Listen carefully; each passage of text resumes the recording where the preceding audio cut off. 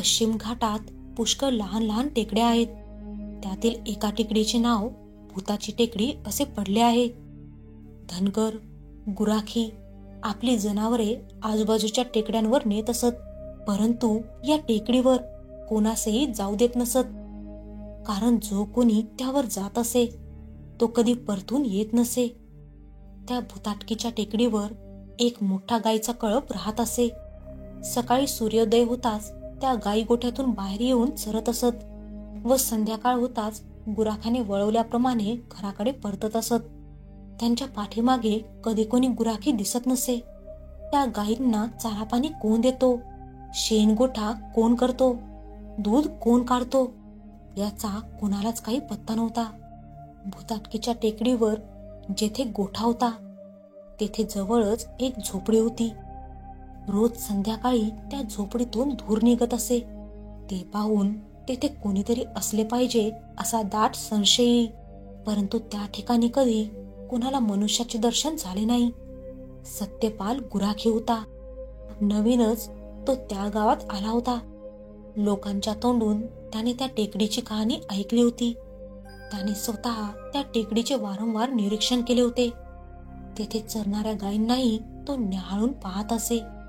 त्या टेकडीवर काय आहे हे स्वतः जाऊन पाहण्याची त्याला फार उत्सुकता होती.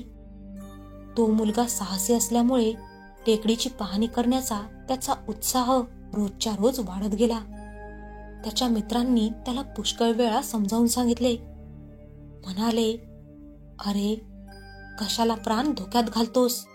त्यातून तुला जायचंच असेल तर डोंगरावर जा, पण त्या गोठ्यात किंवा त्या झोपडीत जाऊ नकोस. तिथपर्यंत पोहोचलेल्यांची गती काय होते माहिती आहे ना? सत्यपाल खंबीर मनाचा होता. त्याने तेथे जाण्याचा निश्चय केला होता आणि शेवटी तो त्या डोंगरावर गेलाही. त्याला तेथे विशेष असे काही दिसले नाही. तो सरळ झोपडीच्या रुखाने गेला. अगदी झोपडीजवळ जाईपर्यंत त्याला कोणीही अडवले नाही. झोपडीच्या दाराजवळ जाऊन त्याने आत डोकावून पाहिले. आतील सामान पाहून तेथे कोणीतरी राहत असावे असेच त्याला वाटले. त्याने दार ठोठावले. कोणीही आले नाही. मग त्याने हाका मारल्या. आत कोण आहे? त्याने विचारले. 2दा ते 3दा हाका मारून पाहिल्या, परंतु आतून कोणी न आल्याने तो आत शिरला. तेथे एका बाजूला भांड्याची उतरंडी होती. काही भांडी खाली झाकून ठेवलेली होती. सत्यपालने पाहिले, त्यात अन्न झाकून ठेवलेले होते. दुसऱ्या बाजूस एक खाट होती, त्यावर अंथरूण घातलेले होते. हे पाहून त्याला हायसे वाटले की येथे नक्कीच कोणीतरी राहते आहे. बाहेर गेलं असेल, कुणीतरी येईल थोड्या वेळाने, म्हणून तो त्या खाटेवर आडवा झाला. थोड्याच वेळात सत्यपालला बाहेर कोणीतरी आल्याची चाहूल लागली. तो उठून पाहणार, तितक्यातच एक भला मोठा राक्षसासारखा माणूस घाईघाईने आत शिरला व सरळ अन्नाच्या बाजूला गेला. स्वयंपाक केलेला आहे का? सत्यपाल जोराने ओरडला. ते भूत सत्यपालाजवळ येऊन म्हणाले, चल जेवयास उठ. भूताला पाहून दुसरा कोणी घाबरायचा, परंतु सत्यपाल धीराचा होता. सत्यपाल म्हणाला, मेहनत करणाऱ्याने खावे, मी काही मेहनत केलेली नाहीये. यावर काही न बोलता भूताने अन्न वाढून घेतले व क्षणार्धात ते खाऊन चट्ट केले. नंतर भूताने कुदळ आणि फावडं सत्यपालच्या हातात देऊन माझ्याबरोबर त्या 2 मजली वाड्यात चल असे म्हणून सांगितले. मी तेथून काही घेऊन आलेलो नाहीये, तर मी कशाला काही घेऊन चलू? सत्यपाल म्हणाला. स्वतःच कुदळ फावडे हातात घेऊन भूत त्याला म्हणाले, चल माझ्या बरोबर. सत्यपाल त्याला म्हणाला, तू पुढे हो, मी तुझ्या पाठोपाठ येतो. ते दोघेही वाड्याच्या पहिल्या मजल्यावर गेले. एके ठिकाणी जागा दाखवून येथे खण असे म्हणून भूताने सांगितले. मी तेथे काही सुद्धा पुरून ठेवलेले नाहीये, मग मला खणण्याची तरी गरज काय? सत्यपाल त्या भूताला म्हणाला. भूताने स्वतःच तेथे खणले. तेव्हा त्यांना तेथे एक मोठा हंडा दिसला. हा हंडा वर काढ. त्या भूताने आज्ञा दिली. मी जर हा हंडा खड्ड्यात पुरला असता तर मी तो उचलून बाहेर काढला असता. मी तो पुरला नाहीये, म्हणून मग मी बाहेरही काढणार नाही, सत्यपाल धिटाईने म्हणाला. भूतानेच तो हंडा उचलून वर काढून जमिनीवर आपटला. हे झाकण उघड. भूत त्याला म्हणाले. मी ते झाकण लावलेच नाही, मग मी का काढीन, सत्यपालने विचारले. तेव्हा झाकणही भूतानेच काढले. त्यात सोन्याच्या मोहरा भरलेल्या होत्या. भूताने त्या सर्व जमिनीवर ओतून त्याचे 3 ढीग केले होते. सत्यपालला तो म्हणाला, सांग, यातला कोणता ढीग तुझा आहे?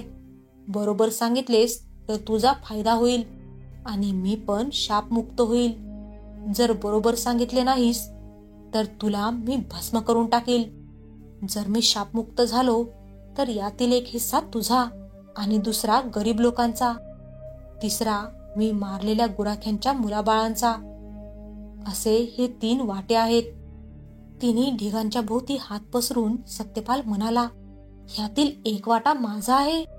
सत्यपालच्या तोंडून शब्द बाहेर पडताच एकदम वीज चमकल्यासारखे झाले आणि समोरून भूत नाहीसे होऊन त्या जागी एक सुंदर मनुष्य उभा असलेला दिसला.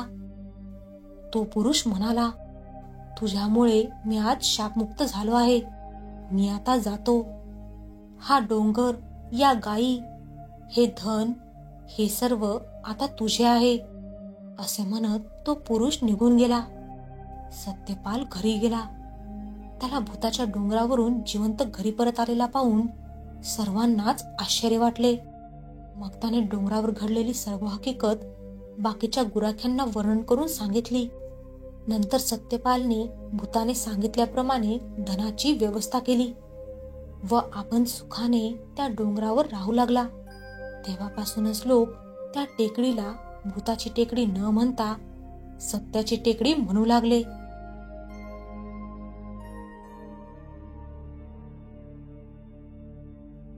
मुसळधार पावसाने सर्वीकडे थैमान घातले होते.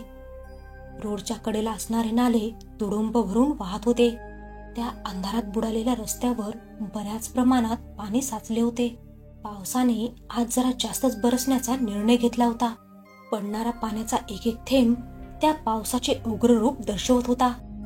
जर आवाज करत एखादी गाडी त्या रोडवरून जात होती, तेव्हा त्या गाडीच्या लाईटच्या उजेडात त्या पावसाच्या सरी एवढ्या उग्र दिसत होत्या की त्या पावसाला पार करणे कठीणच. बराच वेळ त्या जोराने कोसळणाऱ्या पावसाला बघत असलेला अजय मनाशी एक पक्का निर्णय करतो. आता काही या पावसाच्या थांबण्याची वाट बघायची नाही. बघतोच हा किती बरसतो तर. बरस आणखीन जोरात, दाखव आपली ताकद. अजय चिडला होता. 1 तासापेक्षा जास्त वेळापासून तो त्या रस्त्याच्या कडेला असणाऱ्या छोट्याशा बस थांब्यावर थांबला होता. पावसात जाण्याऐवजी आपण पाऊस थांबल्यावर जाऊया, हा विचार करून तो 1 तासापेक्षा जास्त वेळपासून तिथेच होता. पण हा पाऊस काही आज थांबायचं नावच नव्हता घेत. बॅगमधून एक प्लास्टिकची पिशवी काढत तो ऑफिस बॅग त्या पिशवीत भरतो. मोबाईल, पैसे वगैरे सर्व महत्वाचे सामान बॅगेमध्ये व्यवस्थित ठेवून तो ती बॅग थांब्यासमोर उभ्या असलेल्या गाडीला लटकवतो आणि आपल्या शर्टच्या बाह्यामुडपत तो गाडीवर बसतो. संपूर्ण कोरडा असलेला अजय मिनिटाच्या आतच त्या पावसात ओला होतो. गाडीवर बसून तो गाडी एका किकमध्ये चालू करतो. खटखट गिअरचे आवाज करत गाडी रोडवर घेतो. त्या गाडीच्या हेडलाईटमध्ये फक्त तो पाऊस रौद्ररूप घेऊन बरसताना दिसत होता आणि बघता बघता अजय त्याच्या घरच्या मार्गावर लागतो. अजय त्याच्या कामावरून घरी परतत होता. मधातच अचानक आलेल्या पावसाने त्याला त्या बस थांब्यावर थांबायला लावले होते. या पावसाची पूर्वकल्पना नसल्यामुळे रेनकोट सोबत नव्हता. हा पाऊस लवकरच थांबेल या विचारात तो तिथे थांबला होता. आधीच कंपनीमधून निघायला उशीर झाला होता आणि त्यात हा पाऊस. वेळेसोबत त्याचा धीरही संपतो आणि रागाच्या भरात तो घरी जाण्याचा निर्णय घेतो. गाडीच्या वेगासोबत ते पाण्याचे थेंब त्याला जोराने लागत होते. एकतर या पावसाची कल्पना नव्हती. अजयला चिडचिड होत होती. तो गाडी चालवत नाही तर पळवत होता. त्याला लवकरात लवकर या पावसातून घरी पोहोचायचं होतं, पण त्या पावसामुळे समोर काय कुठे खड्डा असेल तेही कळत नव्हते आणि बरोबर दिसायला सुद्धा त्रास होत होता. अजयचे घर तसे गावच्या बाहेरच होते. कंपनीने दिलेले, नाकारता येत नव्हते आणि पैसे पण वाचणार होते. त्यामुळे त्याने तिथे राहायला होकार दिला होता. पण इतरांनी त्याला तिथे जाऊ नको राहायला असे बजावले होते. पण अजयने याकडे लक्ष जास्त न देता त्याने तिथे राहायला सुरुवात केली. नेमकं आपण कधी कोणता चुकीचा निर्णय घेतो हे आपल्याला सुद्धा कळत नाही. पण त्या गोष्टीपासून दूर जाण्याचे संकेत आपल्याला वेळोवेळी मिळत असतात, पण आपण लक्ष देत नाही. जवळपास 1 महिना होत आला होता अजयला त्या घरात राहून. 15 मिनिट गाडी चालवल्यावर तो घराच्या लोखंडी गेट समोर उभा होता. त्या पावसाने ते घर सुद्धा काळोखात बुडाले होते. तो त्याची गाडी अगदी सरळ करून घराच्या दिशेने उभी करतो आणि ते गेट उघडायला गाडीच्या खाली उतरतो. तो पूर्णपणे पाण्याने भिजला होता. त्यात वरून पाणी चालूच होते. उजव्या हाताने चेहऱ्यावरचे पाणी साफ करत तो ते गेट उघडतो. त्या गाडीच्या लाईटच्या उजेडात ते घर उजळून निघालं होतं. त्याचे ते मुख्य पांढऱ्या रंगाचे द्वार आपला जबडा उघडून अजयला गिळायला तयार होते. त्याच्या मनात त्या घराला बघून पहिल्यांदा भीती वाटली होती. तो लोखंडी गेट उघडतो आणि आपली वाट चालतच गाडी हातानेच लोटत रोजच्या ठिकाणी उभी करतो आणि परत मागे वळून तो ते बाहेरचं गेट बंद करतो आणि गाडीला लटकवलेली बॅग घेऊन घरात जायला निघतो. खिशातून चावी काढत तो घर उघडतो आणि आत प्रवेश करतो. घरात त्या काळोखात पाय टाकताच तो डाव्या बाजूला असलेल्या स्विच बोर्डवरील सर्व बटन दाबतो. त्याने त्या घरातील काळोख संपतो. सर्व घर उजळून निघालं होतं. आपली पाण्याने ओली पिशवी तो त्याच स्विच बोर्ड खाली भिंतीला टेकून ठेवतो आणि सरळ फ्रेश व्हायला बाथरूमकडे जातो. एक मोठी मुख्य रूम, त्याच रूमच्या एका कोपऱ्यात 2 दरवाजे, एक जो अजयच्या बेडरूमकडे जातो आणि दुसरा किचनकडे उघडत होता. किचनच्या दरवाजाने आत जाताच एक छोटा पॅसेज लागत होता आणि त्याच पॅसेज जवळ होती एक अडगळीची खोली. त्याचे दार कधी उघडलेच नव्हते आणि किचनच्या मागे आणखीन मोकळी जागा, तिथून वरती जायला रस्ता. तसं घर छान होतं, पण अजयचं तिथे मनच लागत नव्हतं. त्याला घरी आल्यावर सतत मनावर एक दडपण असायचं आणि इतरांनी सुचवलेलं होतं इथे राहायला येऊ नको म्हणून. तो विचार त्याला सतत त्या घरात काहीतरी असल्याची जाणीव देत होता. घरातील सर्व लाईट चालू होते आणि मुख्य रूमचा पंखाही. अजय बाथरूम मधून बाहेर येतो. टॉवेलने डोकं पुसत सोफ्यावर येऊन बसतो. आता कुठे त्याला बरं वाटत होतं. अंगात थंडी जरी भरली होती तरी त्या फॅनची हवा अजयला गरम वाटत होती. बाहेरच्या पेक्षा घरात जास्त ऊब होती. टीव्हीचे रिमोट शोधून तो ती चालू करतो, पण त्यावर नो सिग्नल असं लिहिलेलं बघताच अजय आणखीनच चिडतो. आज त्याला ऑफिसमधूनच हे असं होत होतं. कामाचा व्याप आणि त्यात ही संकट त्याला सहन नव्हती होत. ते रिमोट सोफ्यावर तिथेच आपटून उठून तो भिंतीला टेकून ठेवलेल्या बॅगेकडे वळतो. टॉवेल तिथे सोफ्यावर ठेवतो आणि ती बॅग व्यवस्थित सावकाश त्या प्लास्टिकच्या पिशवीमधून बाहेर काढतो. त्यामधील पैसे, बटवा आणि मोबाईल बाहेर काढतो. काही ओलं झालं नाही म्हणून त्याला बरं वाटलं. मोबाईल बघत बसू थोडा वेळ असा विचार करत तो मोबाईल ऑन करतो आणि बघतो तर दोन्ही सिम एमर्जन्सी कॉलवर गेले होते. नशिबाला दोष देत तो मोबाईल चार्जवर लावतो. आता त्याच्याकडे करण्यासाठी काहीच नव्हते. आता तो घर न्याहाळत होता. तो घरात इकडून तिकडे फेरी मारू लागतो. हे असलं घर दिलंय मला. भिकारी सुद्धा राहायला नकार देईल अशी ही जागा आहे. प्रोजेक्ट मॅनेजरला हे असलं घर. जवळ पैसे असते ना तर मी या घरात राहिलोच नसतो. एवढे लाईट असूनही नेहमीच अंधार वाटतो. अजय चिडून स्वतःशीच बोलत होता. त्याला सतत वाटत असतं की हे घर त्याला खायला उठलं आहे, पण राहण्याविना गत्यंतर नव्हते. नेमकं होतं काय या घरात? घरात फिरत असताना तो त्या अडगळीच्या खोलीबाहेर उभा राहतो. घरात आल्यापासून तो त्या खोलीच्या गेटला बघतच असतो. काळ्या रंगाचे नक्षीकाम केलेले ते द्वार काही वेगळेच भासत असते. धूळ जाळे याने गच्च भरलेले. नक्षीकाम ते वाटत नव्हतं. असं वाटत होतं की काहीतरी वेगळ्याच भाषेत कोरून ठेवलं आहे तिथे, जसं की काही मंत्र लिहिले आहेत त्यावर. हेच दार असं का होते? सर्व घर नवीन पद्धतीने बांधलेले होते, पण याच खोलीचे दार पुरातन वाटत होते. चौकटीपासून त्यावर मंत्र की काय ते कोरले होते. रोज त्याला असंच व्हायचं.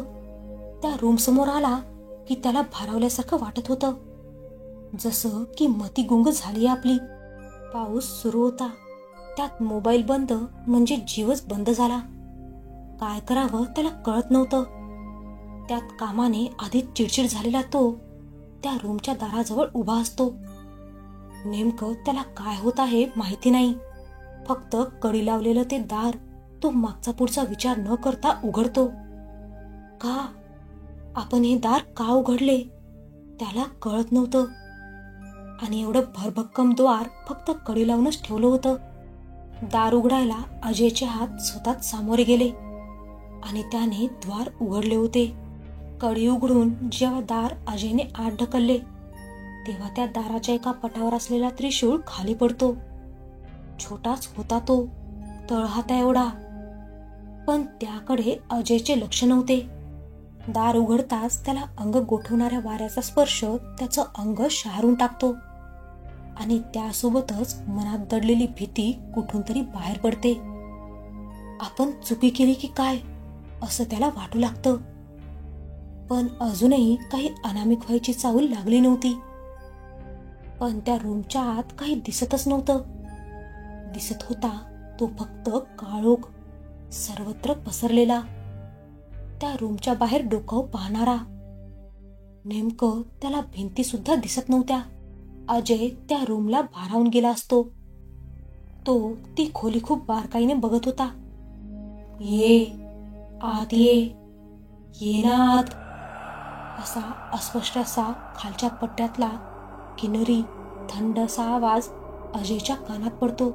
नेमकं या आवाजाने मती गुंग झाल्यासारखा अजय त्या घरात प्रवेश करतो.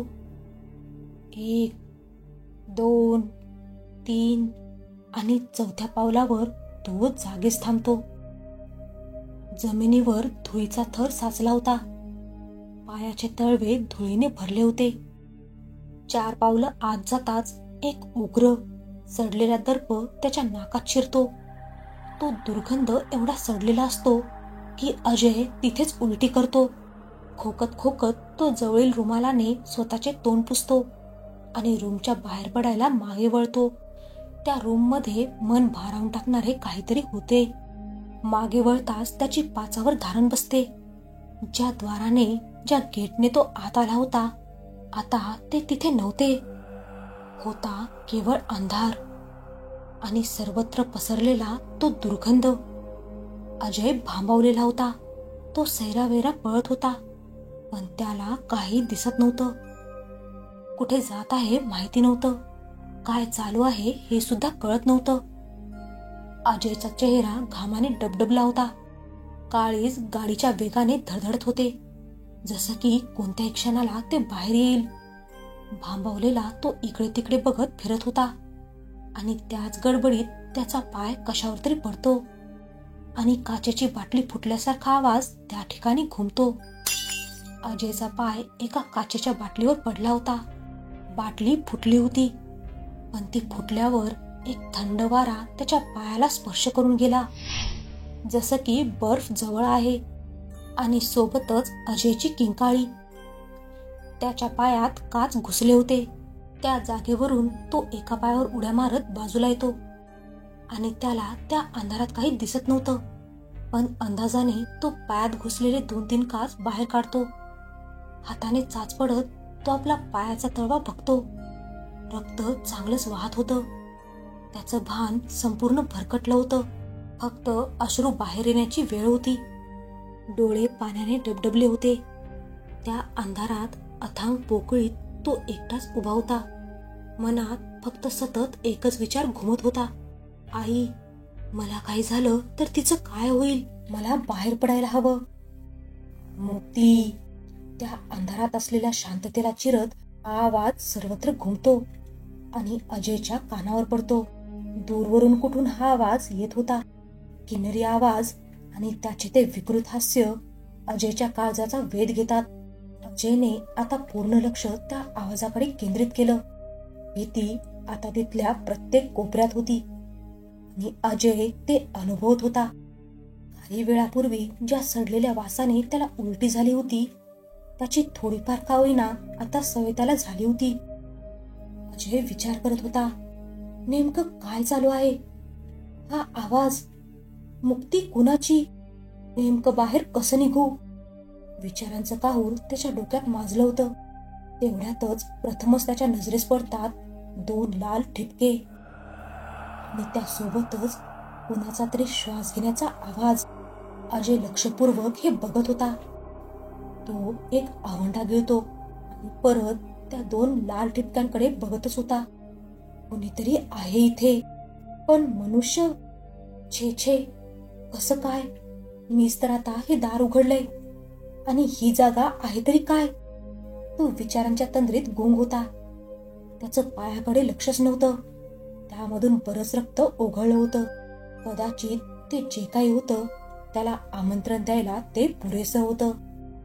आणि अजयच्या कानावर फक्त आता आवाज पडत होता आणि ते 2 लाल ठिपके जवळ येत आहेत एवढंच त्याला दिसत होतं. ते 4 ते 5 मोठ्या उड्या घेत क्षणात अजयच्या पुढ्यात उभे होते. अजयला काय झाले काहीच कळले नाही. सावज, सावज आलो. अजयला त्याचं रूप थोड्या प्रमाणात का होईना दिसलं होतं. अजयच्या जवळ येताच ते एवढे 2 शब्द बोललं होतं, त्याच थंडगार आवाजात. लांब श्रापदी केस खांद्यावरून खाली रुळत होते. 7 फुटाच्या जवळपास उंची असेल. त्याचे 2 सुळ्यासारखे दात त्या अंधारात चमकत होते. जबडा माणसाचा वाटतच नव्हता. खोबणीत गेलेले 2 लाल डोळे आणि त्याखाली नाकाच्या जागी फक्त त्रिकोणी खड्डा. चेहरा अर्धा जास्त सडलेला होता आणि एक आवंढा गिळत अजय त्याच्या त्या सापासारख्या आत बाहेर करणाऱ्या जिभेकडे बघतो. ते जे काही होतं ते अत्यंत भयंकर होतं. अजयचे डोळे त्या विकृत श्रापदी चेहऱ्याकडे खिळले होते. अजयला आता कोणत्याही क्षणी भोवळ येणार होती. घामाने पूर्ण अंग भिजले होते. पळायचा विचार तर केव्हाच मनात आला होता, पण पाय जसे काही त्या जागेवर स्थिर झाले होते. अजयला आता मृत्यू स्पष्ट दिसत होता. कोणत्याही क्षणाला ते अजयचा घास घेऊ शकत होतं. बाहेर पावसाने थैमान घातले होते. कदाचित ते यासाठीच.